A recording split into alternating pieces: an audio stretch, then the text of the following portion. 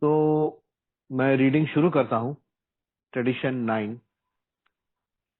Let me share my screen.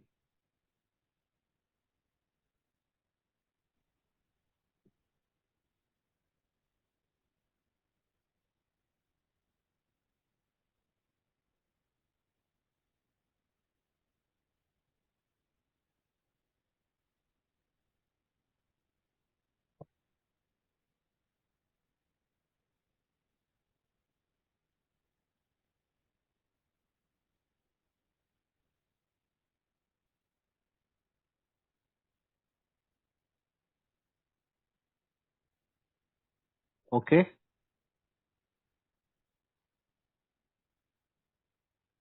Tradition 9। A as such ought never be organized, but we may create service boards or committees directly responsible to those they serve. When Tradition 9 was first written, it said that Alcoholics Anonymous needs the least possible organization. In years since then, we have changed our minds about that. Today, we are able to say with assurance that Alcoholics Anonymous, AA as a whole, should never be organized at all. Then, in seeming contradiction, we proceed to create special service boards and committees which in themselves are organized. How, then, can we have an unorganized movement which can and does create a service organization for itself? Scanning this puzzler, people say, what do you mean, no organization? Well, let's see. Did anyone ever hear of a nation, a church, a political party, even a benevolent association that had no membership rules? Did anyone ever hear of a society which couldn't somehow discipline its members and enforce obedience to necessary rules and regulations? Doesn't nearly every society on earth give authority to some of its members to impose obedience upon the rest and to punish or expel offenders? Therefore, every nation, in fact, every form of a society, has to be a government administered by human beings. Power to direct or govern is the essence of organization everywhere. Yet, Alcoholics Anonymous is an exception. It does not conform to this pattern. Neither its General Service Conference, its foundation board, nor the humblest group committee can issue a single directive to an A member and make it stick, let alone mete out any punishment. We have tried it lots of times, but utter failure is always the result. Groups have tried to expel members, but the banished have come back to sit in the meeting place saying, this is life for us. You can't keep us out. Committees have instructed many an AA to stop working on a chronic backslider, only to be told, how do I do my 12-step work is my business. Who are you to judge? This doesn't mean an AA won't take advice or suggestions from more experienced members, but he surely won't take orders. Who is more unpopular than the old-time A, full of wisdom, who moves to another area and tries to tell the group there how to run its business?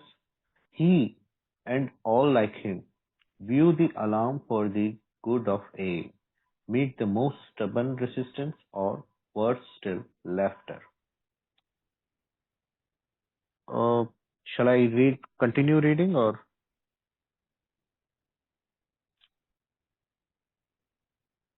Lucky जी? हाँ, okay. हम्म। नमस्ते दोस्तों, मेरा नाम lucky, मैं एक शराबी हूँ। हाय lucky. आज का दिन शराब के पहले गुट से दूर हूँ। रिवाइवर ग्रुप का मेंबर हूँ, स्पॉन्सर लिया हुआ है। एक के तत्वों पे आधारित जीवन जीने की कोशिश कर रहा हूँ। और आज ट्रेडिशन पे, जो कि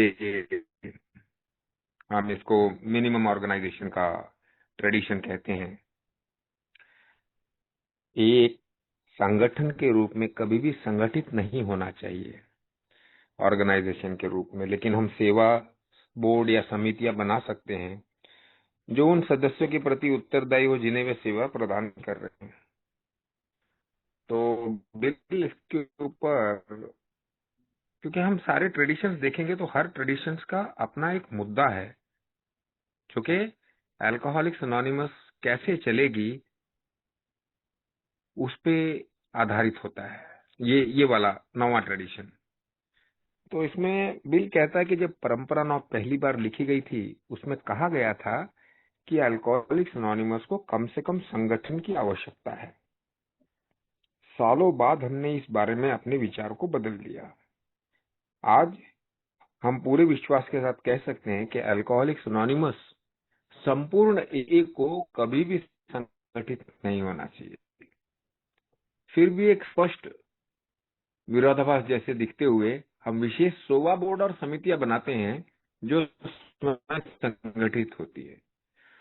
तो फिर ये कैसे संभव है कि हमारे पास एक असंगठित आंदोलन हो या मूवमेंट हो जो अपने आता है और चलता है? इस पहेली को देखते हुए लोग पूछते हैं क्या है कि क्या किसी ने कभी किसी राष्ट्र, किसी चर्च या राजनीतिक दल या किसी परोपकारी संस्था के बारे में सुना है जिसके पास सदस्यता के नियम न हो? क्या किसी ने कभी ऐसे समाज के बारे में सुना है जो किसी तरह अपने सदस्यों को अनुशासित न कर सके और आवश्यक नियमों का पालन ना करवा सके? क्या धरती पर लगभग हर समाज अपने सदस्यों को अधिकार नहीं देता कि वे बाकी सदस्यों के नियमों का पालन कराए और उल्लंघन करने वाले को दंडित या निष्कासित करे? इसलिए हर राष्ट्र, वास्तव में हर प्रकार का समाज, मनुष्यों द्वारा प्रत्येक सरकार दिशा या शासन करना हर जगह संगठन का मूल तत्व है। फिर भी बिल यहाँ कहता है कि ये हमें पहले पैराग्राफ में ये समझाते हुए कि नॉन ऑर्गेनाइज्ड पे हम किसी सब यहाँ पहली बात जहाँ नियम ही नहीं हो, जहाँ संगठन ही नहीं हो, फिर भी अल्कोहलिक्स अनोनिमस एक अपवाद है। यह उस सामान्य पैटर्न का पालन नहीं करता। न तो इसकी जनरल सर्विस कॉन्फ्रेंस, न इसका फाउंडेशन बोर्ड, अब ये फाउंडेशन बोर्ड बदल के जनरल सर्विस ऑफिस है, और न ही किसी छोटे से समूह की समिति किसी एक सदस्य को एक भी आदेश जारी कर सकती है और उसे लागू करवा सकती है। दंड देना तो दूर की बात है। हमने ये कई बार आजमाया है, लेकिन परिणाम हमेशा पूरी तरह असफल रहा है। कोशिश की, लेकिन निकाले गए सदस्य वापस आकर मीटिंग में बैठ गए और बोलने लगे ये हमारी जिंदगी है, आप बाहर नहीं रख सकते। समितियों ने कई सदस्यों को यह भी कहा कि इसी पुराने होते रहने वाले शराबी पर काम, लेकिन उन्हें जवाब मिला मैं आरवा कदम कैसे करूं? ये मतलब ये नहीं है कि कोई ये सदस्य अनुभवी सदस्य की सलाह या सुझाव नहीं, लेकिन वो आदेश नहीं ले। उस पुराने ए से अधिक लोकप्रिय कौन है जो बड़ी बुद्धिमानी से भरा हुआ किसी नए इलाके में जाता है? उस पुराने ए मेंबर से अधिक अलोकप्रिय कौन है जो बड़ी बुद्धिमानी से भरा हुआ किसी नए इलाके में जाता है और वहां के समूह को ये सिखाने लगता है कि उन्हें अपना काम कैसे चलाना चाहिए? ऐसे सभी लोग जो एक ही भलाई के लिए चिंता जताते हुए दूसरों को चलाना चाहते हैं, कंट्रोल करना चाहते हैं, सबसे ज्यादा विरोध का सामना करते हैं और उससे भी बुरा लोग उन पर हंसने लग पड़ते हैं। तो बिल ने ये पहले 2 पैरास में इस ट्रेडिशन को समझाते हुए एक बाहर की समाज, सरकार, राजनीतिक दल के साथ तुलना करते हुए जहां संगठित एक संगठन होता है, जहां नियम होती है, जहां पे सभासदों को नियम में लाने का काम किया जा सकता है, वो तुलनात्मक एक कल्पना देता है हमें, और हम ये समझते हैं कि बिना संगठन के भी अल्कोहलिक्स अनोनिमस एक उपवाद के रूप में चल रही है। फिर अगले पैरा में वो पुराने सभासदों का भी जिक्र करता है। यहाँ एक ही जो काम है, जैसे कि 12 स्टेपिंग का काम है, वो भी कैसे करना है उसके बारे में अभी अगर कोई किसी को सिखाएगा तो वो भी कई बार संभव नहीं होता है। इसमें बिल ने ये भी क्लियर किया, हालांकि पुराने अनुभवी सदस्यों की बातों को लोग ऐसे दुत्कारते नहीं है, लेकिन आदेश नहीं पालन करते हैं।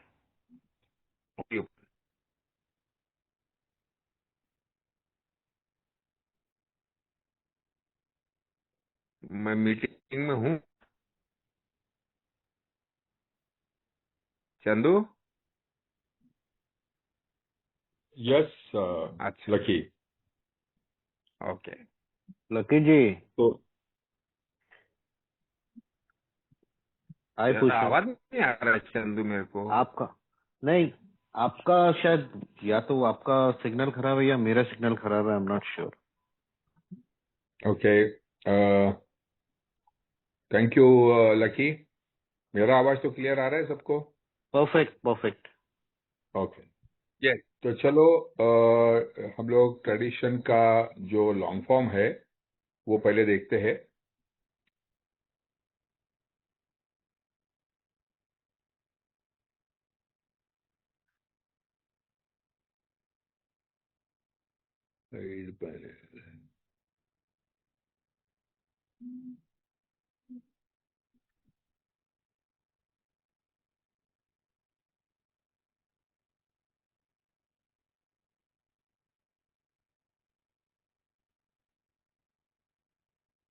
Okay, each AA group needs the least possible organization. Rotating leadership is the best. The small group may elect its secretary, the large group its rotating committee, and the groups of a large metropolitan area their central or intergroup committee, which often employs a full-time secretary. The trustees of the General Service Board are, in effect, our AA General Service Committee. They are the custodians of our AA tradition and the receivers of voluntary AA contributions by which we maintain our AA General Service Office at New York. They are authorized by the groups to handle our overall public relations, and they guarantee the integrity of our principal newspaper, the AA Grapevine. All such representatives are to be guided in the spirit of service.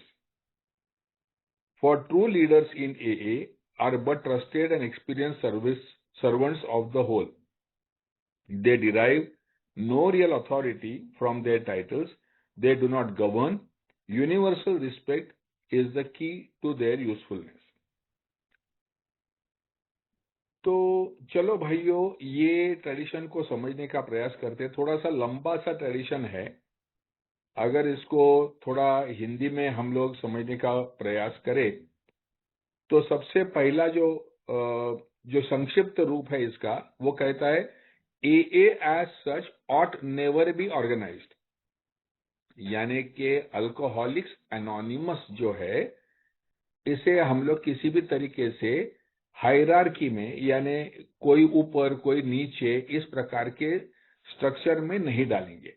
इसका मतलब ये कि BW कहता है कि जब भी एक कंपनी होती है और ये कंपनी में एक आध मैनेजिंग डायरेक्टर होता है, वो मैनेजिंग डायरेक्टर के नीचे बोर्ड ऑफ डायरेक्टर्स होता है, उसमें शायद एक मार्केटिंग डायरेक्टर होगा, वो मार्केटिंग डायरेक्टर के नीचे होगा शायद जनरल मैनेजर मार्केटिंग, उसके नीचे होंगे रीजनल मैनेजर्स अलग अलग रीजन्स के लिए, और फिर हर एक छोटे छोटे एरिया के लिए एरिया मैनेजर्स होंगे, और उसके नीचे सेल्समैन होंगे। अब जो मैनेजिंग डायरेक्टर कहेगा वही नियम, जो जनरल मैनेजर कहेगा वो उसके नीचे वाले सेल्स मैनेजर को सुनना ये कंपलसरी है, नहीं तो नौकरी खोनी पड़ेगी। यानी कि सिंपल इक्वेशन होता है कैरेट और स्टिक, या तो टारगेट पूरा करो तो आपको बख्शिश मिलेगा, इंसेंटिव्स मिलेंगे, या तो आपको लाठी पड़ेगी, आपको नौकरी से निकाला भी जा सकता है। तो ये जो ऑर्गेनाइजेशन स्ट्रक्चर होता है हर एक कंपनी में, हर एक गवर्निंग जो कोई भी संगठन हो, उसका जो है गवर्नेंस का एक स्ट्रक्चर होता है। तो इस प्रकार अधिकार पर आधारित ऐसा कोई भी हमारे यहाँ पर स्ट्रक्चर ना हो, ये इस ट्रेडिशन का एक मूलभूत रूप है। यहाँ पर जो पहला लॉन्ग फॉर्म में से जो हम लोग देखते हैं कि each a group needs the least possible organisation, यानी एक ए का समूह चलता है तो नॉर्मली वहां पर एक सेक्रेटरी होता है जो कि मीटिंग कंडक्ट करता है, या कुछ ग्रुपों में चेयरमैन होता है, वो मीटिंग कंडक्ट करता है, और फिर कोई लिटरेचर सेक्रेटरी होता है, वो लिटरेचर वगैरह उपलब्धि करा के देता है। कोई एक आधा आईजीआर होता है, इंटर ग्रुप रिप्रेजेंटेटिव होता है, जो ग्रुप की हालचाल अंतर समूह तक पहुंचाता है। तो ऐसे 2-3 पदाधिकारी छोड़ दिए तो वहां पर कोई भी स्ट्रक्चर ऐसा नहीं होता, और जो स्ट्रक्चर होता है वो भी परमानेंट नहीं होता।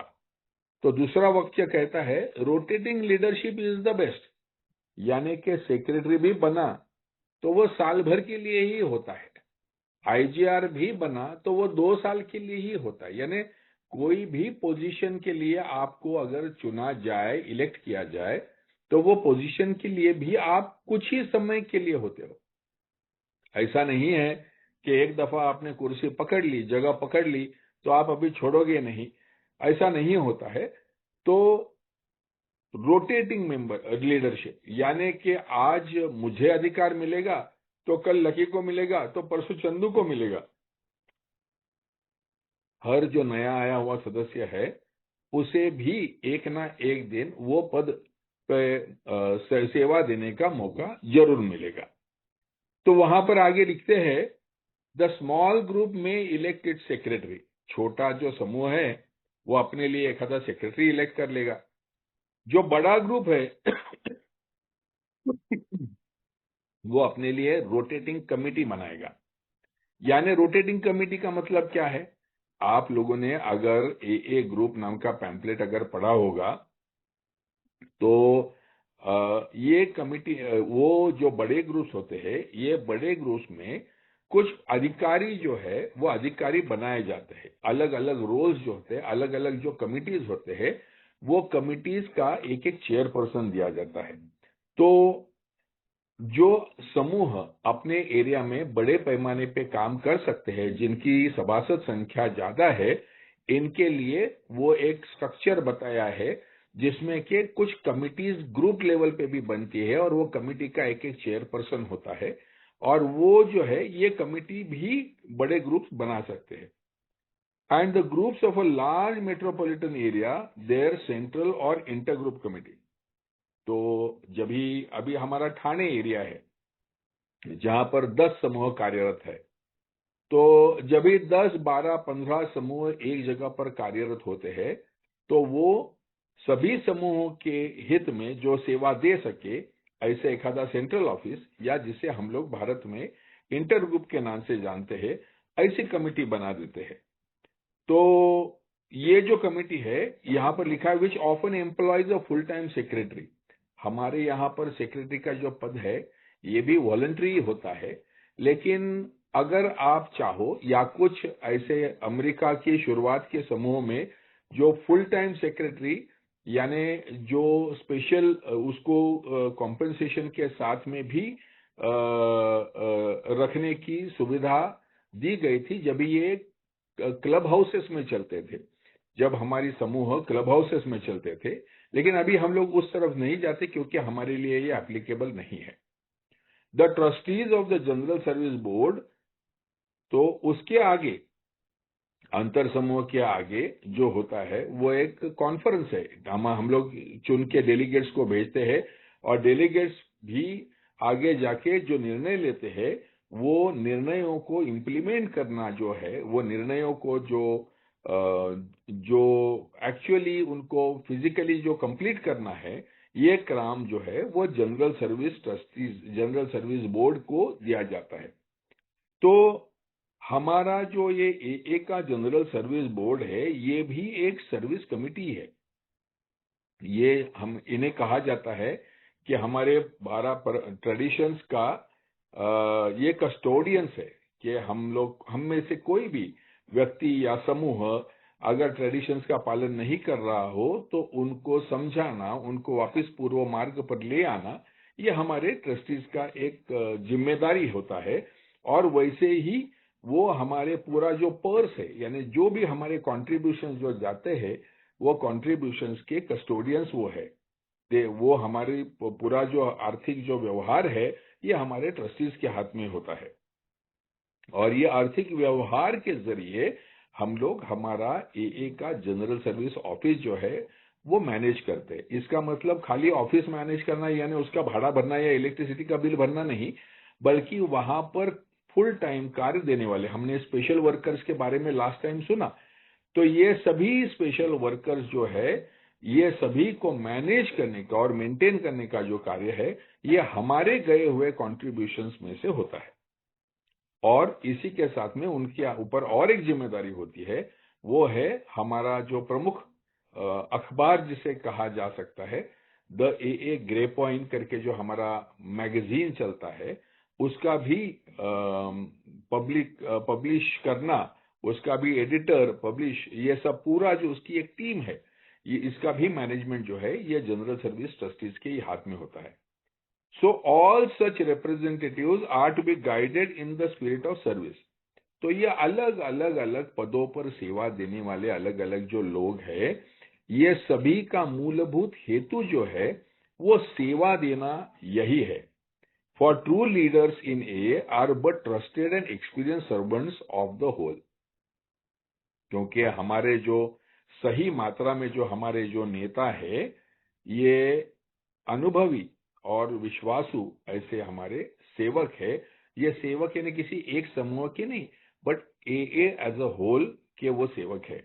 दे derive no real authority from their titles. इनके जो पोजीशन है, उनको जो टाइटल यानी अधिकार जो उनका जो दिया जाता है, उसमें से उनको ताकत या अधिकार प्राप्त नहीं होता है। वो किसी के ऊपर बॉसिंग नहीं करते, किसी को गवर्न नहीं करते हैं, लेकिन सबका प्यार और सबने दी हुई इज्जत, यही उनके कार्यक्षम होने का एक मूल मंत्र है या एक दंड है। तो ये ऐसी लंबी ये ट्रेडिशन दी हुई है, ये बताने का प्रयास करती है एक ही वाक्य में, एक ही पैराग्राफ में, कि पूरा अल्कोहलिक्स एनोनिमस का जो स्ट्रक्चर है, ये स्ट्रक्चर में दो प्रकार के प्रमुख लोग होते हैं। एक जो लास्ट टाइम भी हमने बात किया था, इलेक्टेड रिप्रेजेंटेटिव्स, यानी कि हमारा समूह का सेक्रेटरी या आईजीआर या ट्रेजरर, ये इलेक्शन से सिलेक्ट किए जाते हैं। उसी प्रकार से अंतर समूह की कमिटी ये भी इलेक्ट होती है, डेलीगेट्स इलेक्ट होते हैं, ट्रस्टीज इलेक्ट होते हैं। तो ये सभी जो इलेक्ट होने वाले जो लोग हैं, ये अपने आप को, अपना प्रेम, अपनी सद्भावना और अपना जो अनुभव है, इसके सहारे वो अलग अलग रोल्स पूरा करते हैं। जैसे मैं नया नया था और मेरी अंडरस्टैंडिंग सीमित थी, तो मुझे सिर्फ समूह तक की ही समझ थी, तो एक मीटिंग चलाने इतना ही अधिकार मुझे दिया गया था। वो मीटिंग चलाने के पहले भी मुझे सिर्फ चाय बांटने का अधिकार दिया गया था। तो चाय लाना, उसको कपों में डालना और सबको पिलाना, यही मेरा काम हुआ करता था। धीरे धीरे धीरे जैसे मेरी सोब्राइटी मजबूत हुई, वैसे मुझे, और थोड़ा बहुत लिटरेचर मैंने पढ़ा, वैसे मीटिंग चलाने का मुझे जिम्मेदारी दिया। वैसे ही समय के साथ में आप, क्योंकि हमारा प्रिंसिपल ऑफ रोटेशन है, क्योंकि हम एक ही पद के ऊपर ज्यादा समय नहीं रह सकते हैं, इसके लिए हम ऑटोमेटिकली अगले पद के लिए तैयार होते हैं, क्योंकि जो दूसरा पद है वहां से वहां सेवा देने वाला आगे निकल जाता है और नया आदमी अभी उस पोजीशन में आता है। तो ऐसे अलग अलग जो ये पद यहाँ पर दिए गए हैं, ये सभी पदों में ये प्रिंसिपल ऑफ रोटेशन इसी प्रकार से चलता है। खाली जो टर्म ऑफ सर्विस है वो अलग अलग हो सकती है।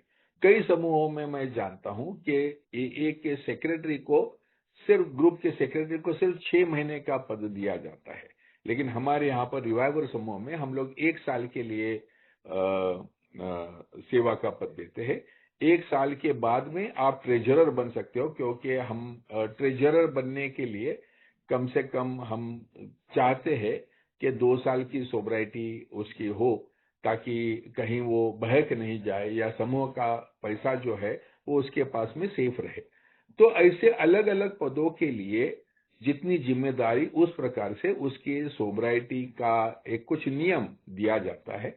जैसे कि अगर आपको आईजीआर बनना है तो आपको 2 साल की सोब्राइटी जरूरी है। जैसे अगर आपको इंटर ग्रुप का चेयरमैन बनना है, पीआई चेयरमैन बनना है, तो कई एरियाज में, कई इंटर ग्रुप में 2 साल का टर्म है, तो कई इंटर ग्रुप में 3 साल की टर्म बताई जाती है। उसी प्रकार से हमारा, अगर आपको डेलीगेट करके सेवा देनी है इंटर ग्रुप से, आप कॉन्फ्रेंस में जब भी जाते हो तो उसके लिए 3 साल की सोब्राइटी की आवश्यकता होती है। ट्रस्टी बनने के लिए आपको 7 साल की सोब्राइटी की आवश्यकता होती है।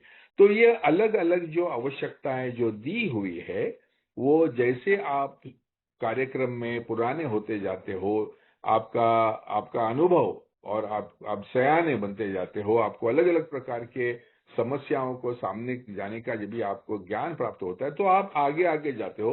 लेकिन हर सेवा कुछ ही समय देकर आप आगे चले जाते हो और नए नए लोगों को ये सेवा का अधिकार मिलते रहता है। सिर्फ और जैसे आप अलग अलग लेवल की सेवाओं में जाते हो तो वहां की सेवाओं की पूरी जिम्मेदारी जो है वो आपके ऊपर दी जाती है। यानी अथॉरिटी और रिस्पॉन्सिबिलिटी, ये जो इक्वेशन है, तो जितना आपको अधिकार दिया जाता है उतनी ही आपको उसके प्रोपोर्शन में जिम्मेदारी दी जाती है। तो चलो ये ट्रेडिशन को अभी हम समझने का प्रयास करते हैं।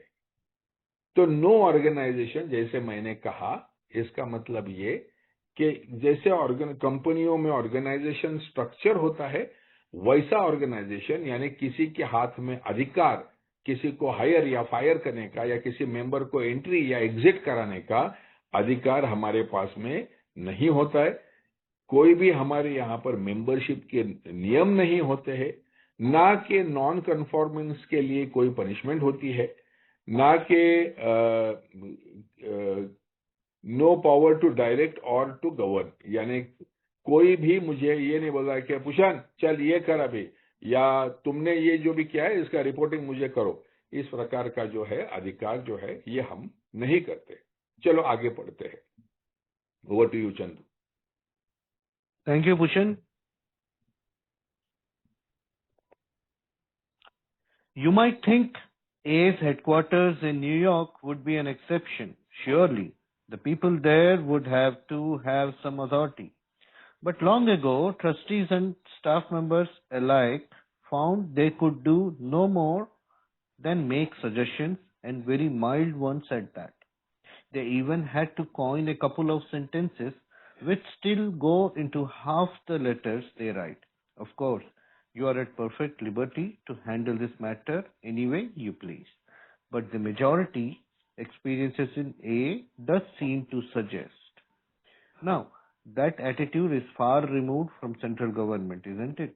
We recognize that alcoholics can't be dictated to individually or collectively. At this juncture, we can hear a churchman exclaim, "They are making disobedience a virtue." He is joined by a psychiatrist who says, "Defiant brats. They won't grow up and conform to social usage." The man in the street says, "I don't understand it. They must be nuts."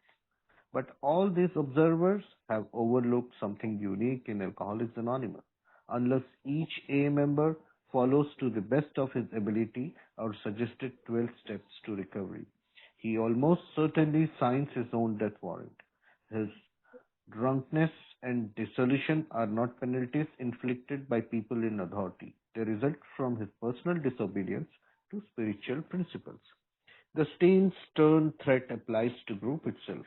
Unless there is approximately conformity to A's 12 traditions, the group too can deteriorate and die. So, we of A do obey spiritual principles. First, because we must, and ultimately because we love the kind of life such obedience brings. Great sufferings and great love are AA's disciplinarians. We need no others. It is clear now that we ought never to name boards to govern us, but it is equally clear that we shall always need to authorize workers to serve us. It is the difference between the spirit of vested authority and the spirit of service, two concepts which are sometimes poles apart. It is in this spirit of service that we elect the AA Group's informal rotating committee, the Intergroup Association for the area, and the General Service Conference of Alcoholics Anonymous for AA as a whole. Even our foundation, once an independent board, is today directly accountable to our fellowship.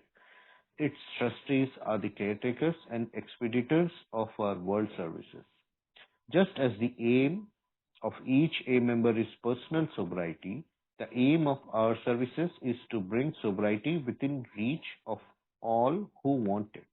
If nobody does the group's chores, if the area's telephone rings unanswered, if we do not reply to our mail, then A, as we know, it would stop.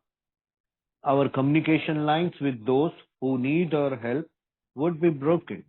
A has to function, but at the same time, it must avoid those dangers of great wealth, prestige, and entrenched power which necessarily tempt other societies.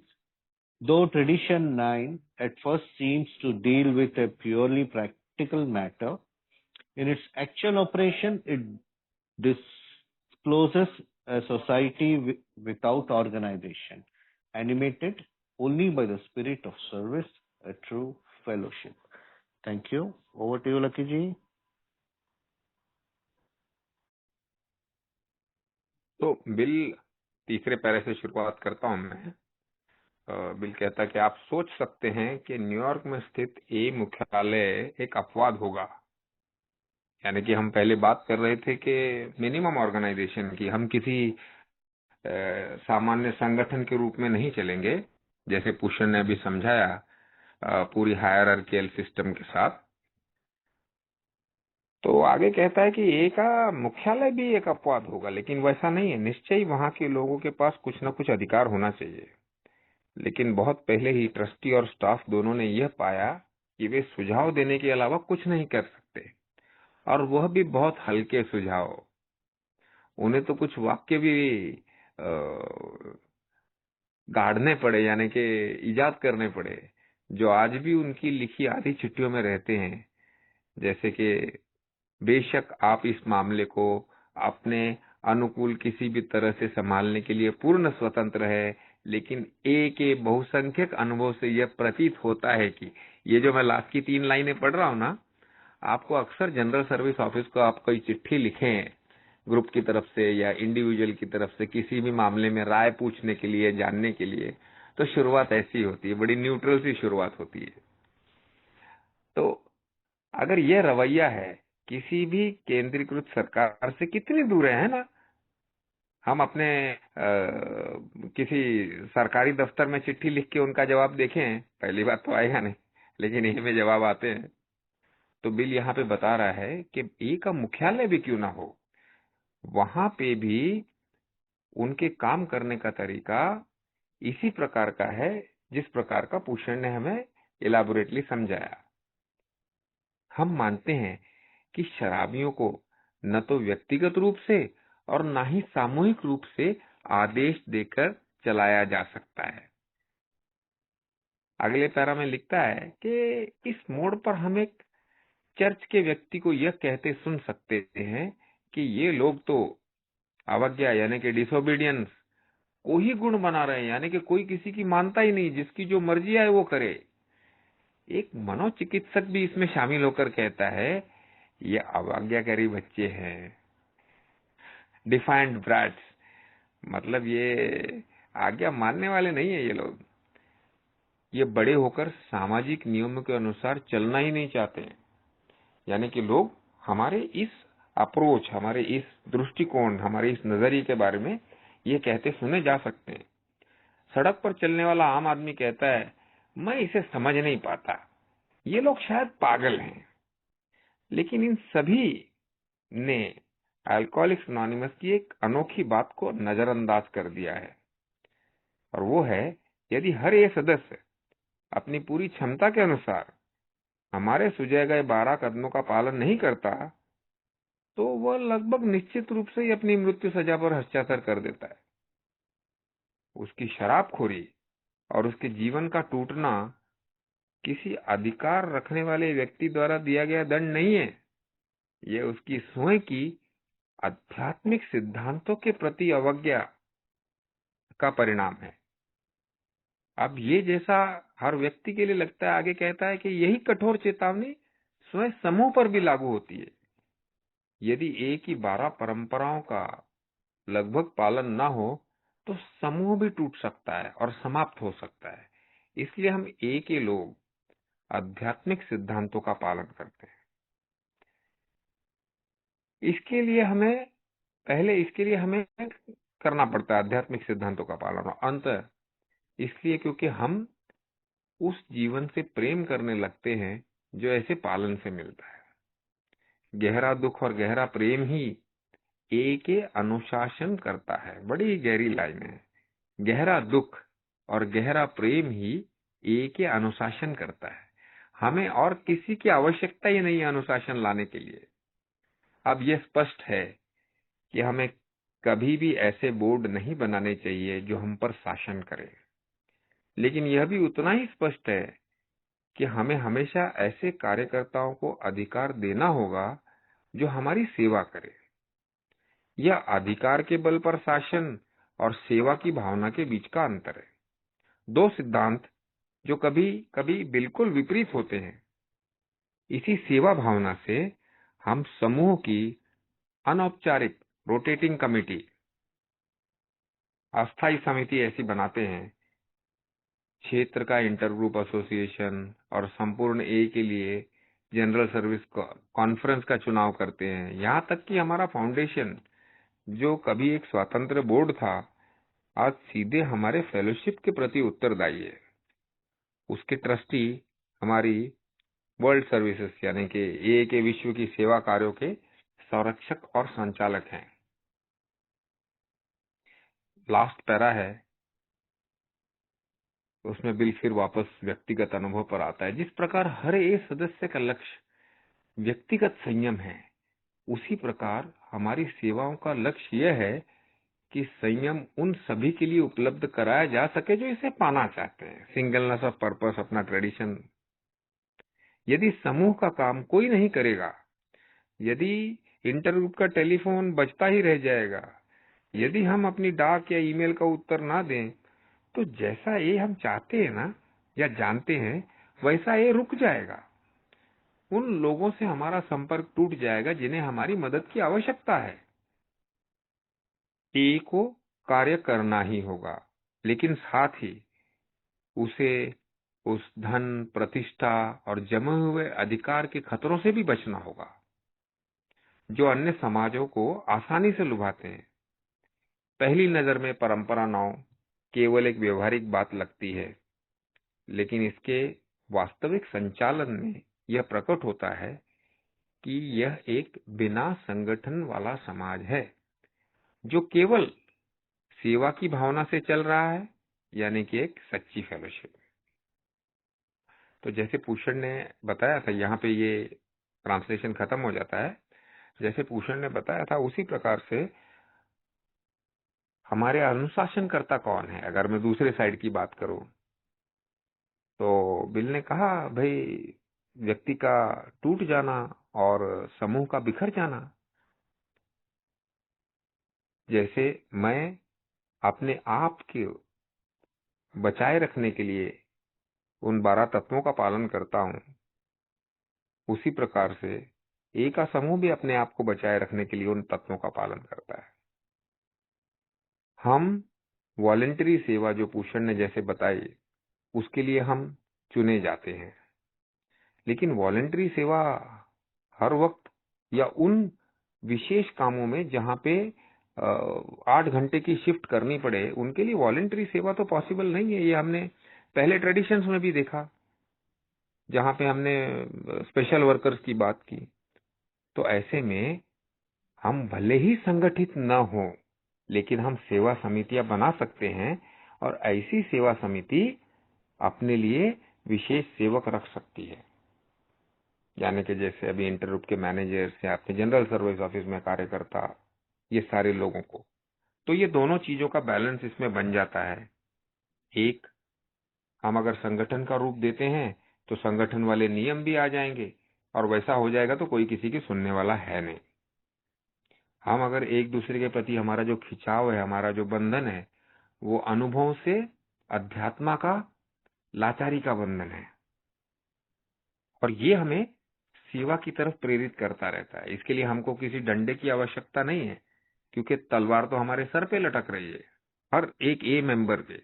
Bill ये भी इसमें बताना चाह रहा था कि बाकी समाजों से ए का समाज कैसे अलग है, ए के व्यक्ति कैसे अलग है, और इसी के साथ साथ काम रुकना नहीं चाहिए। इसके लिए ये प्रोविजन भी करना जरूरी था जो ये ट्रेडिशन ने कहा है। कई बार अक्सर हम देखते हैं कि छोटे से एरिया में 3-4 ग्रुप हो जाते हैं, लेकिन वो आपस में मिलकर इंटर ग्रुप नहीं बनाते, तो वहां पे ग्रोथ नहीं मिलती है। ये ट्रेडिशन हमारी सर्विसेज की ट्रेडिशन कहते हैं हम इसको, ये सेवा की शुरुआत की ट्रेडिशन है, जहां पे हमें समितियों की बात करते हैं। तो ऐसे में कई बार सेवा समितियों का न बनाना भी ट्रेडिशन का उल्लंघन हो जाता है। क्यों? जो नहीं करने वाले काम वो नहीं करने चाहिए, लेकिन करने वाले काम भी तो करने चाहिए ना। अगर करने वाले काम हम नहीं करेंगे तो वो नहीं किया जैसे हो जाएगा। तो इसके लिए हम सभी जब आपस में अपने एरियाज में बात करते हैं तो इन समितियों की स्थापना करनी चाहिए। डरे हुए तो हम सभी रहते हैं, आदमी कहाँ से आएंगे, ये कहाँ से आएगा, पैसा कहाँ से आएगा, ऑफिस कहाँ मिलेगा। लेकिन दोस्तों, इन्हीं बातों पे एक ही ग्रोथ निर्भर करती है। किसी ने बिल को पूछा था कि एक ही ग्रोथ के लिए क्या किया जाए भाई, क्या क्या आवश्यक है, सबसे जरूरी क्या है। तो बिल ने उसको जवाब दिया था 2 चीजें। एक, साउंड सर्विस स्ट्रक्चर, एक सुव्यवस्थित सेवा रचना, और दूसरा 7th ट्रेडिशन, यानी कि पैसा। पैसे का होना उन सेवा समितियों को चलाएगा, सेवा समितियों का चलना उन सभी जगह पे अल्कोहलिक्स अनोनिमस के कार्य को हमेशा चालू रखेगा। और अगर अल्कोहलिक्स अनोनिमस का कार्य चालू रहा तो हमारे पास नए नए सभासद आते रहेंगे। तो एक ही ग्रोथ का ये जो फंडामेंटल प्रिंसिपल है वो यहाँ से शुरू होता है। इनफैक्ट मैं छोटा सा अनुभव अपना, श्रीलंका जब मैं ट्रस्टी था तभी मैं गया था, तो वहां पे लगभग 25 साल हो गए थे, को 7-8 ग्रुप थे, लेकिन उन्होंने अपना कोई एक सेवा समिति बनाई ही नहीं थी, इंटर ग्रुप भी नहीं बनाया था। और उनका जो लिटरेचर प्रिंटिंग था वो कोई श्रीलंकन था, अमेरिका में जाके सोबर हो गया, तो उसने अपना खर्चा किया, बिग बिग को ट्रांसलेट किया सिनाला में, और एक 200-400 कॉपी उसने प्रिंट करके भेज दिया इधर किसी ओल्ड टाइमर को, और वही कॉपी घूम रही है। इनके पास तमिल का जो लिटरेचर वो इंडिया से आ जाता था, लेकिन वो सिन्हाला या बाकी भाषाओं में इनके पास लिटरेचर नहीं। तो ये सारा देख करके तभी मुझसे भी रहा नहीं गया, और मैंने उनको सुझाव दिया कि आपको संगठित होना पड़ेगा, भले थोड़े है तो क्या हो गया। हम नहीं क्या अपने आप को बचाने के लिए दूसरे शराबी को ढूंढने लग पड़ते हैं। अगर मेरा तबादला कहीं हो जाए ऐसे गांव में जहां पे आसपास 100 किलोमीटर ये नहीं है, तो मैं क्या करूंगा? मुझे पता है, दूसरा शराबी ढूंढ भाई, उसके साथ काम करना चालू कर, तो तेरी सोबरिटी बरकरार रहेगी। तो मैं ढूंढता हूं ना, प्रयत्न करता हूं, डॉक्टर, साइकेट्रिस्ट सबके पास जाता हूं, क्योंकि मुझे पता है ये जरूरी है मुझे बचने के लिए। उसी प्रकार से अल्कोहलिक्स अनोनिमस की ग्रोथ के लिए और समूहों को बचने के लिए यह जरूरी है कि सेवा कार्य चले। और इन सेवा कार्यों का तो अभी अगले हमारे पास 90 साल का अनुभव हो गया है अभी। तो आज भी दुनिया में या भारत में कई ऐसी जगहें हैं जहां पे अल्कोहलिक्स अनोनिमस पहुंची भी नहीं है। जगह इन द सेंस मैं कहूंगा कि स्टेट्स हैं, पूरे पूरे राज्य है, जहां पे इक्का दुक्का लोनर मेंबर या 5 मेंबर या एक आधा ग्रुप कभी चालू हो जाता है, बंद हो जाता है।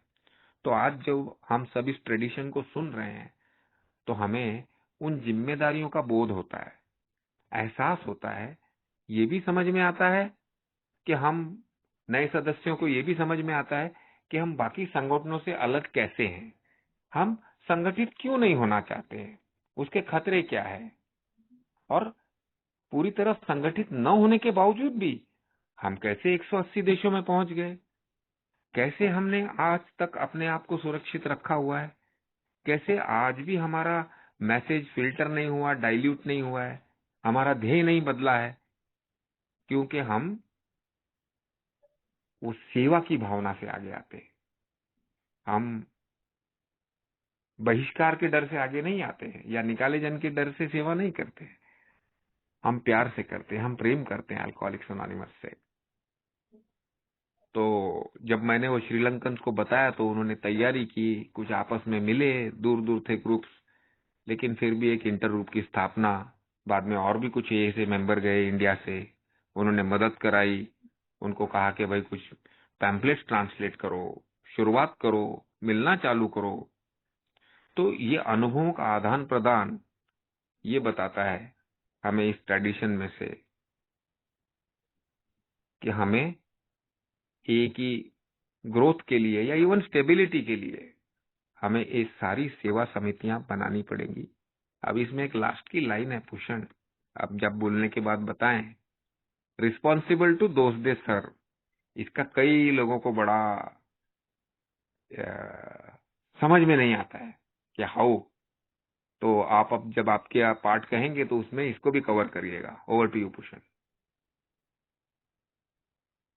तो हमने देखा हुआ है कि ट्रेडिशन 2 जब भी हम लोग पढ़ रहे थे, वो टाइम पे हमने जिक्र देखा था कि एल्डर स्टेट्समैन और ब्लीडिंग डिकॉन्स, वहां पर बिल डब्ल्यू ने बड़ी खूबसूरती के साथ में हमको बताया था कि जब भी एक नए गांव में एक समूह तैयार होता है तो एक आधा मेंबर जो पहले वहां पर आया हुआ है उसी ने सब काम किया हुआ है, डॉक्टरों को बात की हुई है, घर घर जाके मैसेज दिया हुआ है, और फिर वही वो ग्रुप का कर्ता मेंबर बन जाता है, सभी का स्पॉन्सर बन जाता है, और वो अपनी अधिकार को छोड़ना नहीं चाहता। लेकिन धीरे धीरे धीरे सभी समूह के बाकी सदस्य है उनको समझ में आता है कि ये ऐसे नहीं चलती है, ऑटोक्रेटिक यानी एक बॉस और बाकी सब चेले, इस प्रकार से नहीं चलती है, बल्कि हर एक व्यक्ति का एक मत होता है।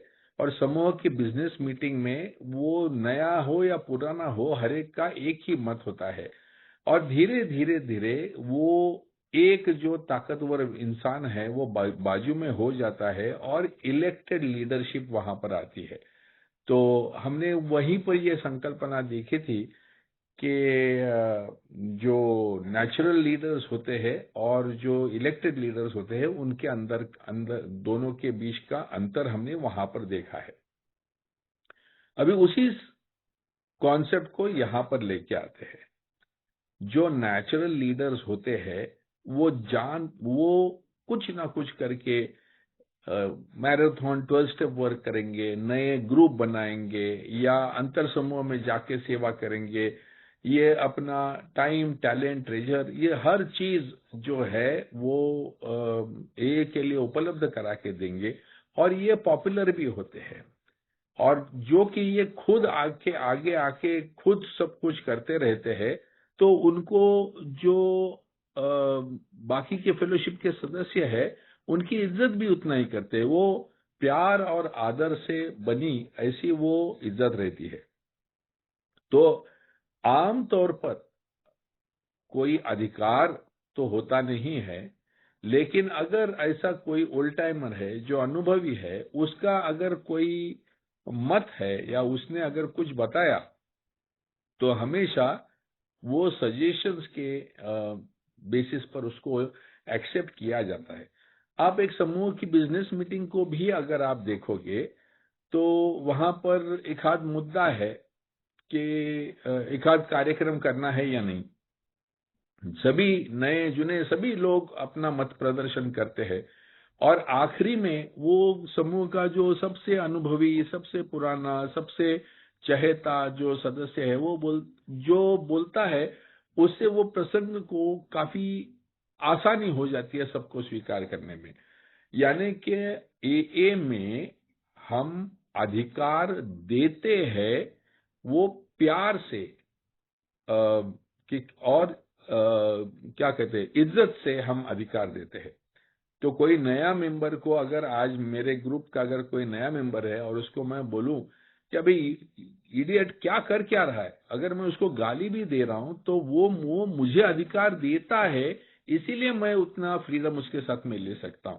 मैं उसका भला चाहता हूं, ये जब उसको पूरी तरह से पता है तभी मैं जाके उसके साथ में वो फ्रीडम ले सकता हूं। तो ये जो तत्व है कि एए में अधिकार जो मिलता है वो प्यार और इज्जत से मिलता है, बल्कि वो ऑर्गेनाइजेशन स्ट्रक्चर के जैसा नहीं मिलता है। यानी मेरा कोई बॉस नहीं है, लेकिन मैं ही किसी को गुरु मान सकता हूं। मेरा कोई भला बुरा करने का अधिकार मैं किसी को देता नहीं हूं। किसी को मूलभूत अधिकार ये प्राप्त नहीं है, लेकिन मैं ही किसी को स्पॉन्सर लेता हूं और उसको अधिकार देता हूं कि वो मुझे गाली दे सके या सही दिशा दिखा सके। तो ये जो तरीका है, ये एक अलग हट के हमारा तरीका है।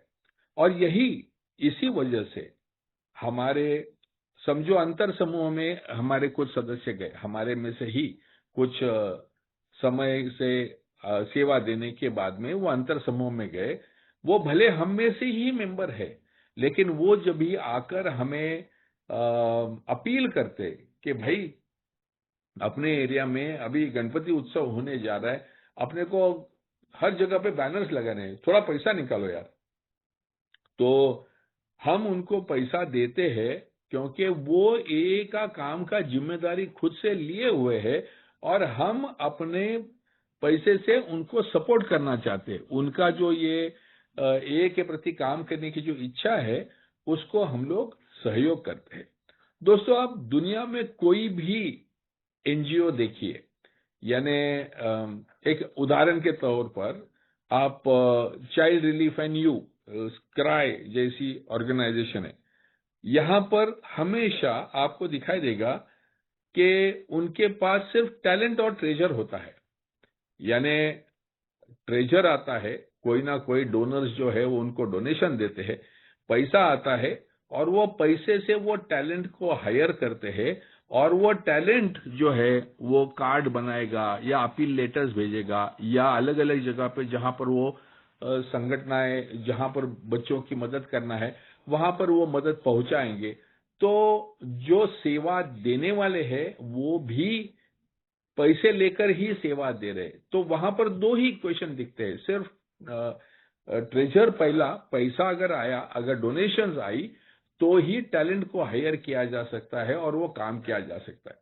लेकिन अल्कोहलिक्स एनोनिमस ये पूरी तरह से सेल्फ सपोर्टिंग, यानी आत्मनिर्भर होने की वजह से हमारे सदस्यों को सिर्फ पैसा देकर काम नहीं चलता है, क्योंकि पैसा देकर हम टैलेंट हायर भी कर सकते हैं, लेकिन हमको खुद यहां पर समय देना पड़ता है, क्योंकि टैलेंट जो है वो हमारे सिर्फ सर्विसेज हायर कर सकते हैं, लेकिन हमारा जो डिसीजन मेकिंग प्रोसेस जो है वो पूरी तरह से एए मेंबर्स के जरिए ही किया जाता है और वहां पर सिर्फ हम अपना समय देकर ही कर सकते हैं।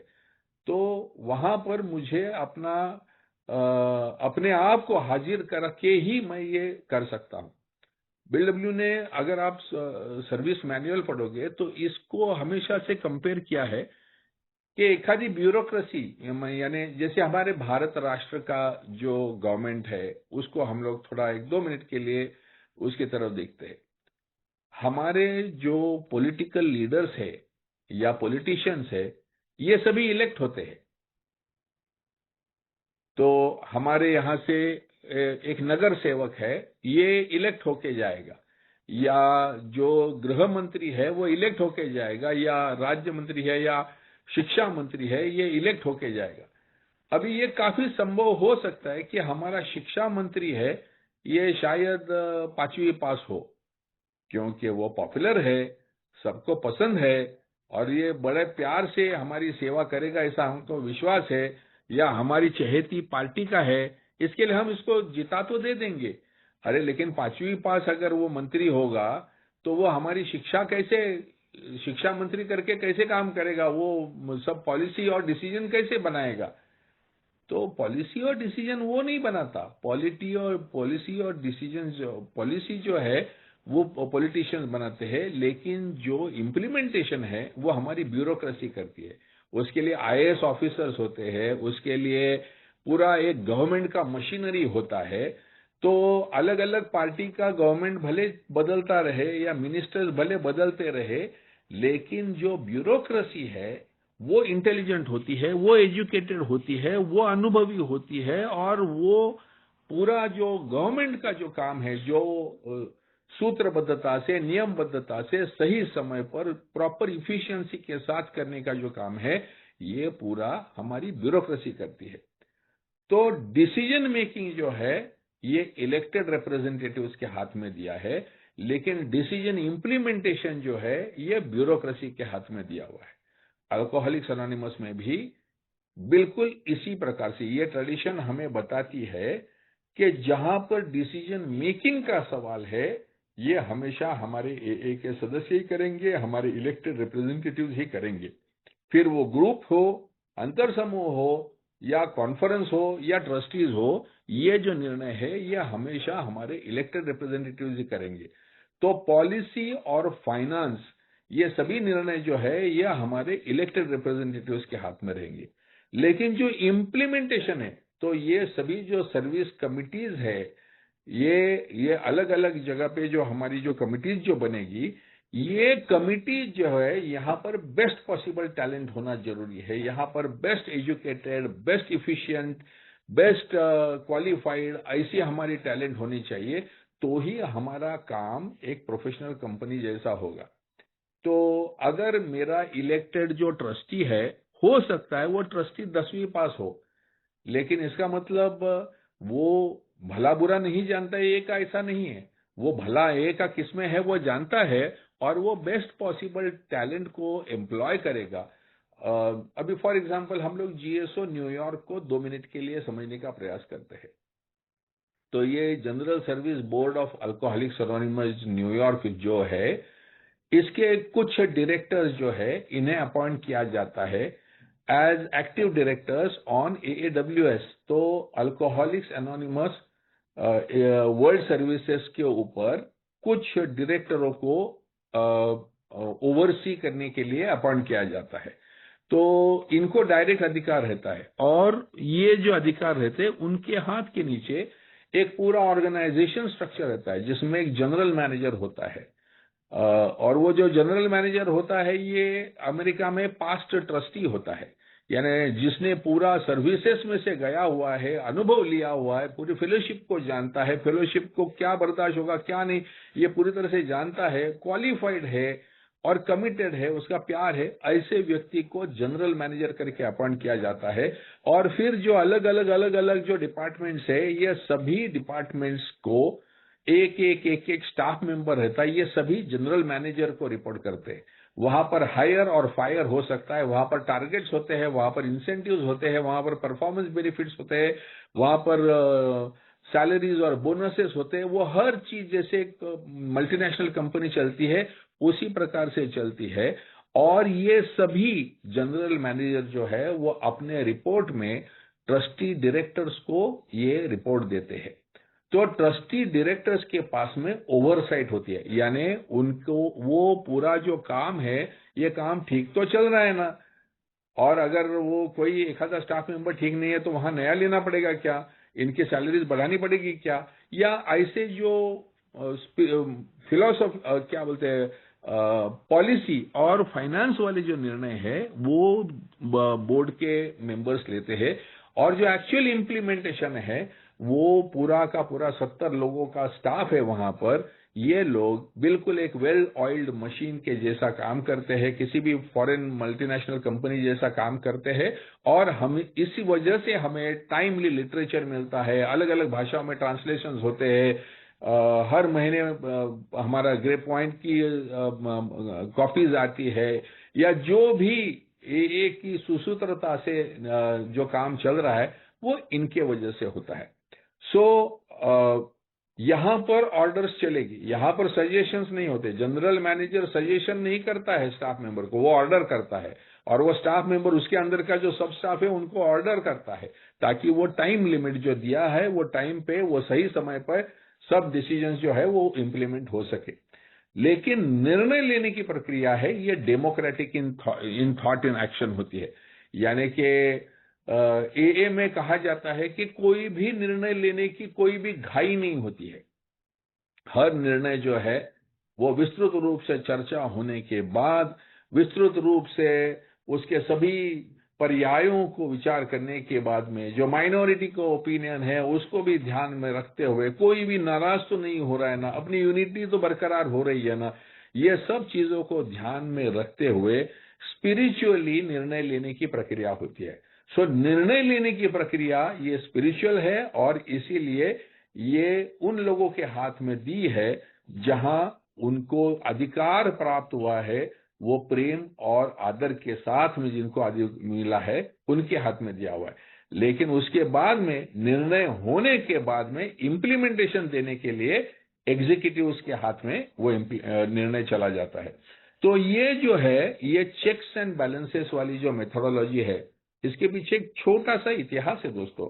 अगर आप थोड़ा दिलचस्पी रखते हो तो 1946 के आसपास में, जब भी 1900, आप जानते हो कि 1941 में जैक अलेक्जेंडर का आर्टिकल छपने के बाद में 6000 इंक्वायरीज आई, और वो टाइम पे खाली बिल और रूथ मिलके वो खत लिख रहे थे, वो भी मैनुअल टाइपराइटर के ऊपर एक एक टाइप करके सबको रिप्लाई कर रहे थे और कॉपीज बेच रहे थे। तो 41 से 46 तक फाउंडेशन ऑफिस चलाते चलाते जो बिल डब्ल्यू ने अनुभव लिए थे, उसमें से उनको ये बात तो क्लियर पता चल गई थी कि वॉलंटियर वर्कर्स से काम नहीं होगा।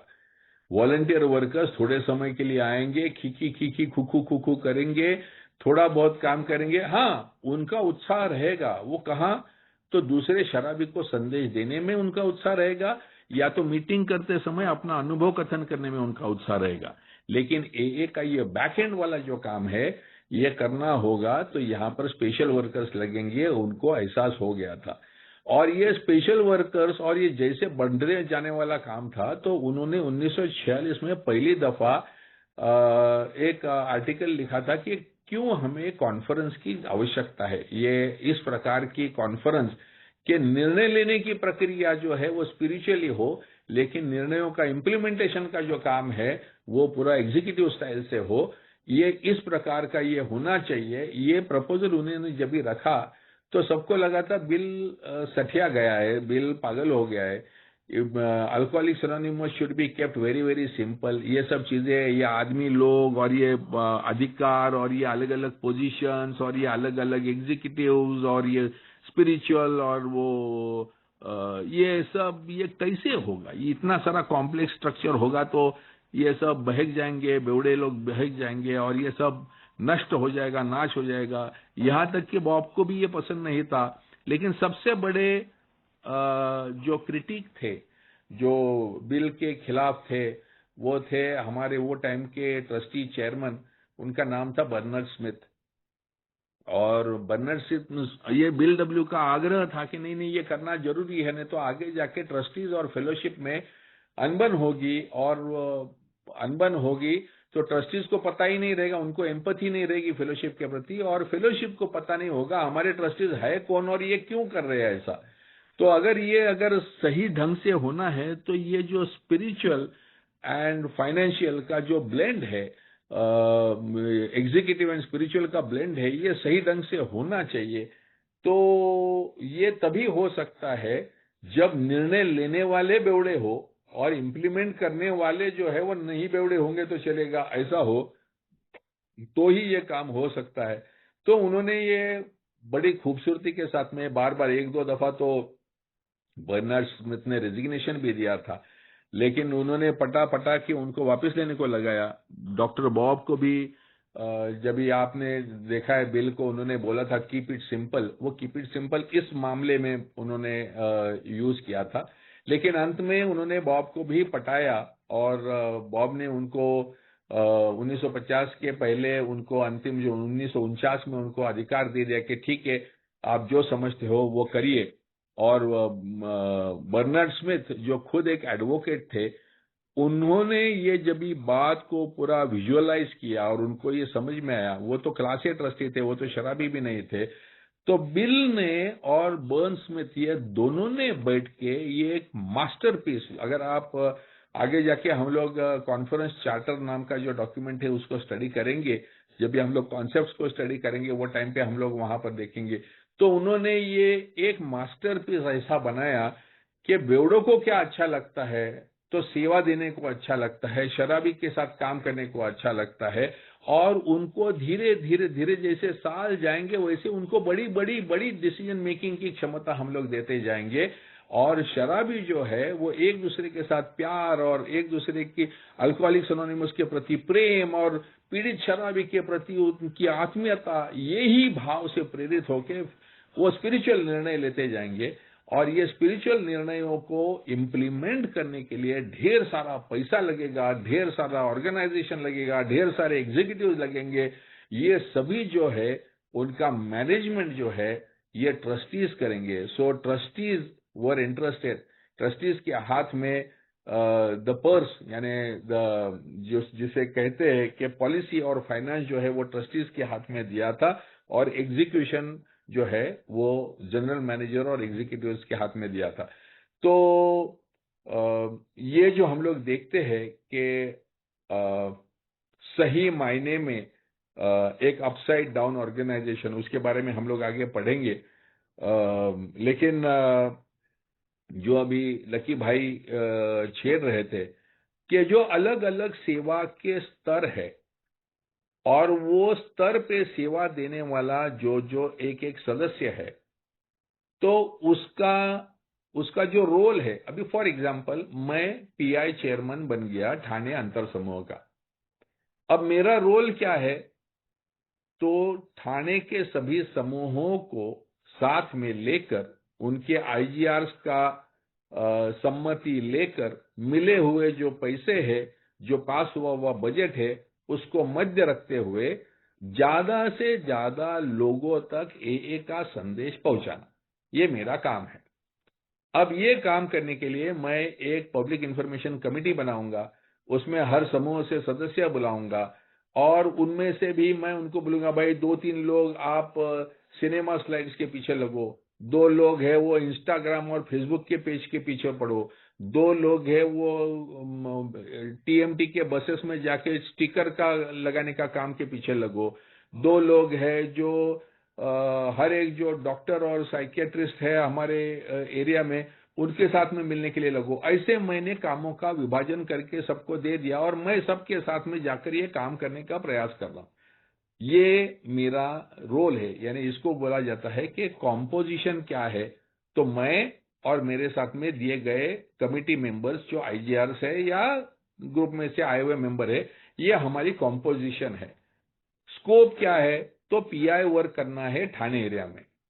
अथॉरिटी क्या है, तो मेरे को समूहों के ऊपर अथॉरिटी कुछ नहीं है, लेकिन इसके लिए लगने वाले जो पत्रक है या थोड़ा बहुत जाने आने का खर्चा है, वो खर्चा करने की मुझे अथॉरिटी है। तो ठाणे समूह ने मुझे 5,000 रुपए तक के खर्च करने के लिए मुझे अथॉरिटी दी है। और रिस्पॉन्सिबिलिटी क्या है, तो भाई पूरे आईजीआर सभी समूहों ने जो मांगा हुआ है कि ठाणे एरिया के हर एक जो इच्छुक है, शराबी है, उसको संदेशा जल्दी से जल्दी मिलना चाहिए। इसके लिए ठाणे एरिया के सभी रिहैब, सभी साइकियाट्रिस्ट, सभी डॉक्टर, सभी सिनेमा गोइंग पब्लिक, सभी इंस्टाग्राम यूजर्स, यह सब तक एक का संदेशा जाना चाहिए। ये ये मुझे दिया हुआ जो टास्क था, ये मुझे कंप्लीट करना है। तो composition, scope, authority and responsibility, ये 4 में ये डॉक्यूमेंट, ये जो है इसमें मेरा जो रोल है ये पूरी तरह से बंधा हुआ है। अभी सडनली समझो रिवाइवर ग्रुप में से एक लकी खड़ा हो गया और वो बोलेगा तुम हमारा ट्रस्टेड सर्वेंट है, पहले हमको ये बताओ कि तुम जुपिटर हॉस्पिटल में क्यों नहीं गए। तो दोस्तों, मैं लकी को आंसरेबल हूं क्या? मैं लकी का सर्वेंट हूं क्या? नहीं।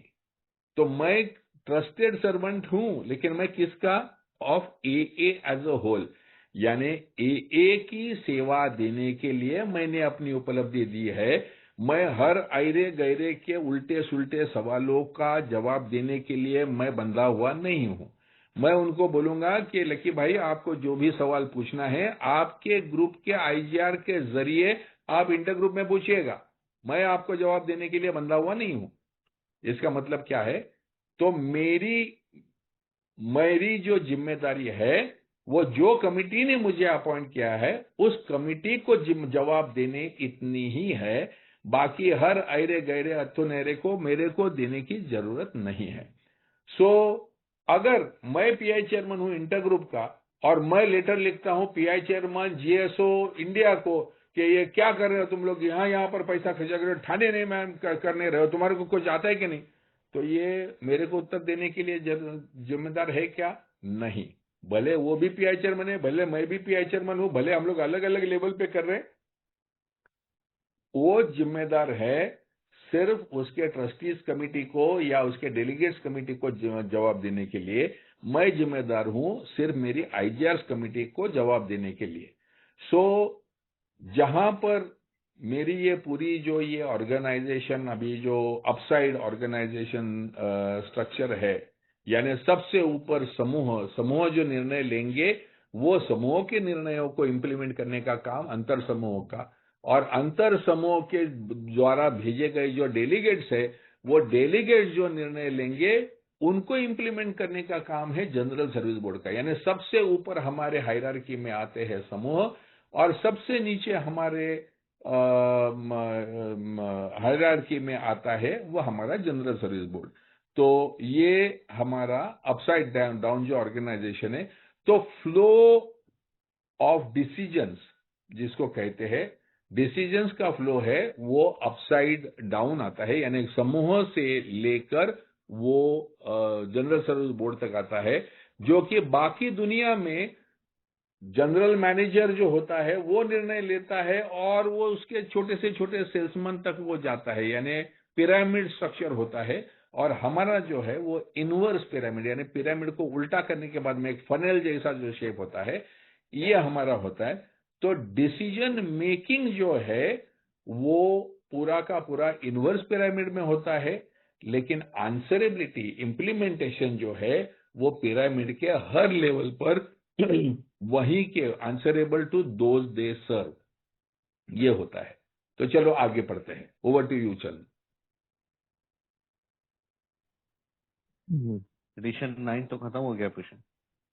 खत्म हो गया? ओके, आज सॉरी मैं भूल गया। So the last point I want to make here is the difference between the spiritual side and the business side. तो जो स्पिरिचुअल साइड, लेट अस से कि ऑल ओवर इंडिया में से जो डेलीगेट्स आते हैं कॉन्फ्रेंस में, उन्होंने सबने एक निर्णय ले लिया कि चलो हम लोग एक पैम्पलेट बनाते हैं मछुआरों के लिए, और ये पैम्पलेट की 1,000 कॉपीज बनानी चाहिए सभी भाषाओं में। भारत में 17 भाषाएं हैं, तो 17,000 पैम्पलेट बना के दिए जाए। अब ये जो डेलीगेट्स आए हुए हैं वो एक भाव के साथ में यहां पर आए हैं कि भाई इंडिया बहुत बड़ा देश है, बहुत सारे मछुआरे हैं और मछुआरों में पीने का प्रमाण बहुत ज्यादा है, तो उन तक ये संदेशा पहुंचना चाहिए। बड़ा अच्छा विचार लेकर आए और उसके लिए हमने एक पैम्पलेट बनाना चाहिए जो मछुआरों में बांटा जा सके। ये निर्णय आ गया कॉन्फ्रेंस में, कॉन्फ्रेंस कमेटी ने बोला अरे यार बहुत अच्छा निर्णय है ये हमने बहुत पहले करना चाहिए था, सबने पास कर दिया। और उन्होंने ये निर्णय अभी जनरल सर्विस बोर्ड के सामने दे दिया कि भाई इसको बनाओ और सब भाषा में छापो। अब आता है, ये स्पिरिचुअली तो बहुत स्ट्रांग निर्णय है, साउंड निर्णय है, जरूरी है, लेकिन अभी आते हैं बिजनेस साइड पे। अभी ट्रस्टीज ये निर्णय को एनालाइज करेंगे और वो बोलेंगे यार निर्णय तो अच्छा है, सभी मछुआरों के लिए करना जरूरी भी है, लेकिन भारत में आधी से ज्यादा भाषाओं के जो लोग हैं उनको तो समुद्र किनारा है ही नहीं। समुद्र किनारा तो है सिर्फ महाराष्ट्र, गोवा, कर्नाटका, केरला, तमिलनाडु और आंध्रा, इतने ही लोगों को है। उड़ीसा ज्यादा से ज्यादा, इतने ही लोगों को समुद्र किनारा है। तो 6 या 7 भाषा में ही बनना चाहिए, पूरे 17 भाषा में बनाने का क्या कारण? तो पहला निर्णय उन्होंने ले लिया कि भाई 17 भाषा के बदले ये निर्णय बनाया जाए 7 से 8 भाषाओं में, जहां पर समुद्र किनारा है उन्हीं भाषाओं में बनाया जा सकता है। फिर दूसरा एनालिसिस करते हैं, वो तो सब ठीक है, लेकिन कितने मछुआरे इतने पढ़े लिखे हैं कि जो पढ़ सकते हैं पैम्पलेट को? अरे हाँ, ये तो हमने सोचा ही नहीं कि शायद मछुआरों में एजुकेशन लेवल ज्यादा नहीं होगा और शायद वो पैम्पलेट पढ़ने वाले नहीं होंगे। तो अगर हम लोग हजार हजार पैम्पलेट छापेंगे तो क्या ये इनके काम का है? कि बेटर होगा कि हम लोग उनकी वो भाषाओं में जो उनकी जो शेयरिंग्स है वो शेयरिंग्स को हम लोग ऑडियो क्लिप्स बना के सर्कुलेट करें। नहीं नहीं, लेकिन अभी कॉन्फ्रेंस का रिकमेंडेशन आया है कि पैम्पलेट छापना चाहिए, तो पैम्पलेट छापते हैं। लेकिन एक काम करते हैं, हजार हजार छापने के बदले हम लोग 500 छापते हैं। ठीक है, चलो ये भी ठीक है। अब 500 तो छाप सकते हैं, लेकिन जो भी हम लोग ने एरियाज की बात की, वो हर जगह पर पैम्पलेट बांटने के लिए एक एक ग्रुप्स है क्या मौजूद? तो भाई महाराष्ट्र में मालवण बिलवण एरिया, अलीबाग वगैरह एरिया में ग्रुप्स है, कम है लेकिन है। गोवा में बहुत सारे ग्रुप्स है, केरला में बहुत सारे ग्रुप्स है, तमिलनाडु में बहुत सारे ग्रुप्स है, आंध्रा में बहुत सारे ग्रुप्स है, लेकिन उड़ीसा में ग्रुप्स नहीं है। तो फिर उड़ीसा में उड़िया पैम्पलेट छापना जरूरी है क्या? तो चलो ठीक है, जहां सबसे ज्यादा बस्ती है पहले उसे करते हैं। तो फिर कोंकणी में करते हैं, जहां पर महाराष्ट्र भी चल जाएगा और गोवा भी चल जाएगा और थोड़ा बहुत कारवार एरिया यानी कर्नाटका का एरिया भी चल जाएगा। तो 3 भाषाओं का एक पैम्पलेट बना दिया तो तीनों राज्यों का काम हो सकता है। इस प्रकार का जो एनालिसिस है इसे बोलते हैं द बिजनेस साइड। तो स्पिरिचुअल साइड ने फाइनेंशियल बर्डन के बारे में नहीं सोचा, स्पिरिचुअल साइड ने खाली जरूरत जो है उसके बारे में सोचा, लेकिन जो ट्रस्टीज है उसके फाइनेंशियल इम्प्लीकेशन और फाइनेंशियल बर्डन जो है इसके बारे में सोचकर एक बैलेंस्ड निर्णय लेते हैं। और ये निर्णय दोबारा जो डेलीगेट्स कमेटी है उनको ये समझाते कि भाई आपने प्रस्ताव तो रखा था, लेकिन ये पॉइंट्स लेकर हमने डिसाइड किया है कि फिलहाल हम लोग 5 भाषाओं में 500 क्वांटिटी बनाते। तो कहां 17,000 क्वांटिटी बनने जा रही थी और कहां अभी 2,500 क्वांटिटी बनी, और वो अगर फट से चली गई तो और 500 बनाएंगे, कोई बात नहीं। एक दफा वो कॉन्फ्रेंस अप्रूव्ड लिटरेचर हो गया फिर तो वो हमेशा उपलब्ध रहेगा। तो हमेशा हमें ये ध्यान में रखना है कि आने वाला जो पैसा है, आने वाले जो कॉन्ट्रीब्यूशंस है, वो कॉन्ट्रीब्यूशंस को मध्य रखते हुए जो आए हुए जो आध्यात्मिक जो सुझाव है वो सुझावों को भी पूरा करना है और वो भी अपने अवेलेबल पर्स के साथ में करना है। ये जो टेलरिंग का जो काम है यानी कटिंग फिटिंग का जो, जैसे अपने चादर देख के पैर फैलाने वाला जो काम है, ये काम हमारे ट्रस्टीज का रहता है। अभी हम सब जानते हैं कि भारतवर्ष में परहैप्स 1 लाख डॉक्टर्स है और शायद 10,000 साइकेट्रिस्ट है और शायद 10,000 रिहैब सेंटर्स है, और इन सबको हर महीने कुछ ना कुछ एक ही तरफ से लिटरेचर जाना चाहिए, सब जाना चाहिए, ये हम सब समझते हैं। लेकिन ये करने का खर्चा दोस्तों करोड़ों में होगा। तो अगर हमारी, जैसे अभी लकी भाई ने कहा कि सर्विस स्ट्रक्चर तो है हमारे पास में, स्ट्रक्चर है हमारे पास, जीएसओ ऑफिस है, वहां पर काम करने वाले स्टाफ है, हमारे पास डेलीगेट्स है, वो ये भी बोलेंगे कि यार इनको सबको महीने का महीने भेजो।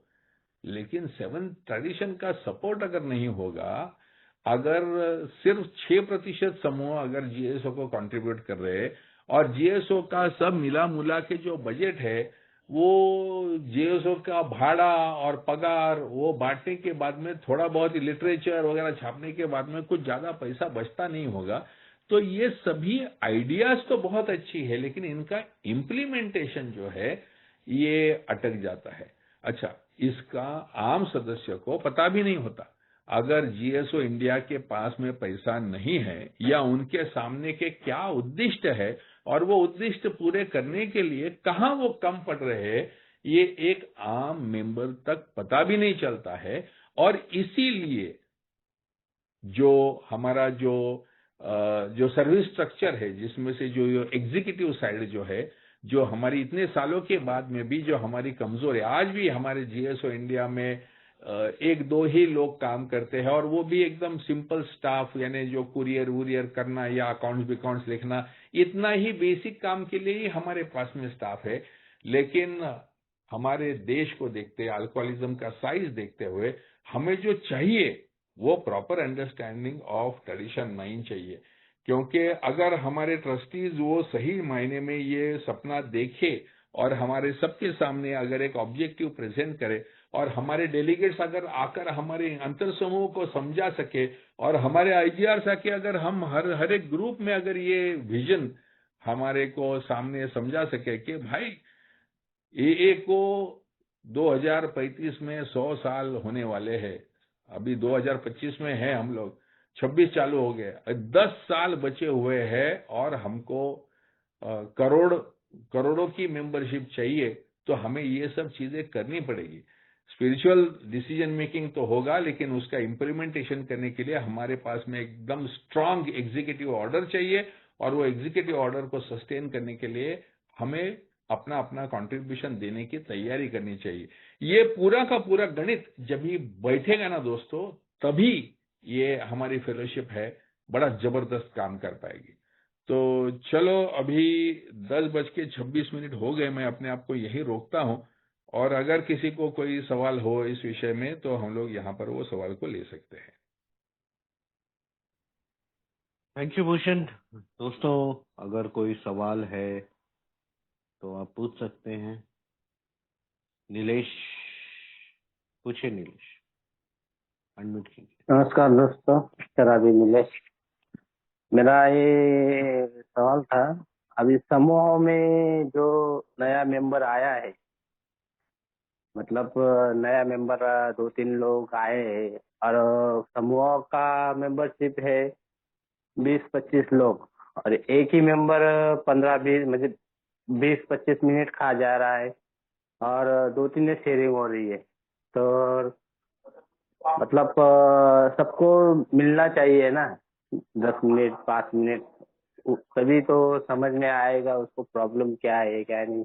दूसरों की शेयरिंग सुन के 2-3 ही मेंबर 1.5 घंटा खा जा रहा है, तो इसलिए मतलब समझ गए होंगे आप। जी जी। सो अगर ऐसा सवाल होता है ना, कभी भी ग्रुप के फंक्शनिंग का कोई भी इश्यू होगा, तो ये समूह की बिजनेस मीटिंग में लिया जाता है। ये क्या होता है, जब भी सेक्रेटरी वो कुर्सी में बैठा रहता है, वो किसी को रोकना नहीं चाहता है, और कोई मेंबर अगर बहुत दिनों के बाद में आया और बहुत ज्यादा बात कर रहा है तो उसे रोकना भी ठीक नहीं लगता है। कभी कभी बड़े भावुकता के साथ में वो शेयरिंग करता रहता है। लेकिन अगर समूह की बिजनेस मीटिंग में एक बात हुई होगी कि भाई कोई भी व्यक्ति जो है वो 5 मिनट के ऊपर शेयर नहीं करेगा, तो सेक्रेटरी को अधिकार दिया जाता है 5 मिनट के बाद में वो बेल बजा सकता है, टिंग टिंग कर सकता है, जिससे सबको वो मीटिंग की शुरुआत में ही बता सकता है कि इस समूह का निर्णय हुआ है कि हर एक शेयर जो है वो 5 मिनट का होगा। अंतिम सिर्फ एक 20 मिनट का शेयर जो है वो टॉपिक शेयर होगा, जिसके लिए स्पीकर हमने बुलाया है, या स्पीकर मीटिंग होगी, या कोई सीनियर मेंबर है जो बात करने वाला है। बाकी सब जो शेयरिंग है वो 5 मिनट के होंगे। इस प्रकार का निर्णय जो है वो आपके समूह के बिजनेस मीटिंग में किया जाता है। तो अगले टाइम आपके समूह के बिजनेस मीटिंग में जरूर हाजिर रहिएगा और ये मुद्दा उठाइएगा, उसमें से कुछ ना कुछ अच्छा ही निर्णय आएगा। ठीक है। थैंक यू, क्यों? Thank you, thank you. Rahul, दोस्तों, राहुल शराबी आज किसी भी प्रकार का नशा नहीं किया है। तो मैंने ये शेयरिंग पे से एक निष्कर्ष निकला है मेरे दिमाग में कि भाई हमको तो सबसे पहले दूसरे शराबी को अवेयरनेस देने के पहले क्या हम ऐसा कोई बंदा हायर नहीं कर सकते कि जो वेल एजुकेटेड और सबको, और पहले वो अल्कोहलिक एनोनिमस के मीटिंग में जाके वो एक के जो तत्व जैसे आप बात करें, अभी लकी भाई है, पुशन भाई है, इनको समय तो है नहीं, इनकी क्षमता के अनुसार ये काम कर रहे हैं और बहुत अच्छी तरह कर रहे हैं। लेकिन जो जहां तक हमारी ये जो अवेयरनेस पहुंचना चाहिए वहां तक पहुंच ही नहीं रही है, लोगों के अंदर ही अवेयरनेस नहीं है। क्योंकि नया शराबी आता है और तो उसको आध्यात्मिकता के नाम पे वो खुद का ही विकास करने लग जाता है। बहुत बार मैंने ऐसा देखा है फेलोशिप में, और ऐसे वो मिसअंडरस्टैंडिंग, मिस गाइड होती है, पूरा कार्यक्रम नहीं ले सकता है वो आदमी। तो उसके लिए क्या हम पेड एम्प्लॉय हमारे फेलोशिप में, जैसा कोई जनरल सर्विस ऑफिस है वो भी रख सकेगा, या फिर हमारा जीएसओ यानी हमारा जो इंटर ग्रुप है वो भी रखेगा कि हर महीने में एक ग्रुप में जाके, वो जैसा बिजनेस के ऊपर कम बातें होती कि भाई बिजनेस के ऊपर ये आदमी आके 30 मिनट शेयरिंग करेगा और हमको स्ट्रक्चर समझाएगा, और उसके लिए उसको सिर्फ वही काम के लिए वो उसको रखा जाए पेड एम्प्लॉय तरीके, ऐसा हो सकता।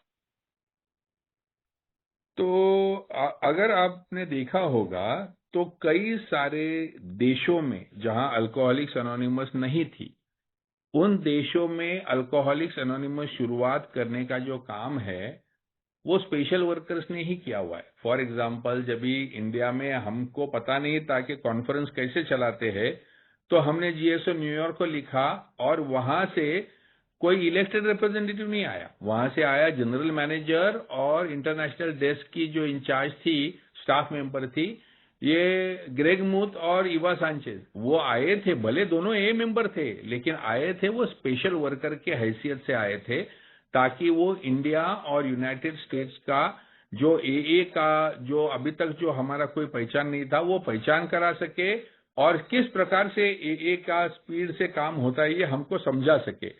तो ये ऐसे हो सकता है। फॉर एग्जाम्पल, अगर जीएसओ में एक पोजीशन ऐसी क्रिएट की जाए कि हर एक सर्विस स्ट्रक्चर सही कैसे चलता है और कैसे चलना चाहिए, इसके बारे में अलग अलग अंतर समूह में जाकर बात करके उनको अवेयरनेस क्रिएट करने के लिए एक स्टाफ पोजीशन क्रिएट करना चाहे तो ये डेफिनेटली क्रिएट की जा सकती है। ये अगर डेलीगेट्स हमारे मांगेंगे कि ट्रस्टीज को कि भाई एक स्टाफ मेंबर ऐसा करो कि ये पूरा फंक्शनिंग हमको समझा दे, तो ये हो सकता है। बट अगर ये होगा नहीं होगा, कब होगा, ये स्थिति होगी, तो तब तक के लिए आप जरूर अपने अपने एरियाज में ट्रेडिशन वर्कशॉप्स रख सकते हैं। ये ट्रेडिशंस को सही ढंग से समझने के लिए आप ट्रेडिशन वर्कशॉप्स रख सकते हैं, और जो लोग ट्रेडिशंस पे बात करते हैं, जो लोगों को इस बारे में जानकारी है, इन लोगों को बुला सकते हैं। ऐसे ट्रेडिशन वर्कशॉप्स में इस प्रकार का जो नॉलेज है वो इजीली शेयर किया जा सकता है। और ऊपर से अभी हम लोग जो ये मीटिंग्स कर रहे हैं, यहाँ पर ये रिकॉर्डिंग्स हो रही है, ऐसे ही ये संक्षिप्त रूप में ये रिकॉर्डिंग्स के छोटे छोटे टुकड़े करके हम मेंबर्स को सर्कुलेट कर सकते हैं। तो मैसेज फैलाने के, नॉलेज फैलाने के कई सारे तरीके हो सकते हैं। अगर इच्छा है तो मार्ग जरूर निकल आएंगे। Thank you Bhushan. दोस्तों, मीटिंग का समय हो चुका है। मैं आप सबसे रिक्वेस्ट करूंगा कि हम अगले हफ्ते फिर से मिलेंगे फ्राइडे को, और ट्रेडिशन 10 पे चर्चा करेंगे, शाम को 9 से 11:30 बजे, 10:30 बजे, सॉरी। तो दोस्तों, कृपया अनम्यूट कीजिए और हम सैनिटी प्रेयर लेते हैं वी वर्जन पे, इंग्लिश में। God grant us the serenity to accept the things we cannot change, courage to change the things we can, and the wisdom to know the difference. Keep coming back, it works if you want. Good night, guys. Good night. Thank you very much.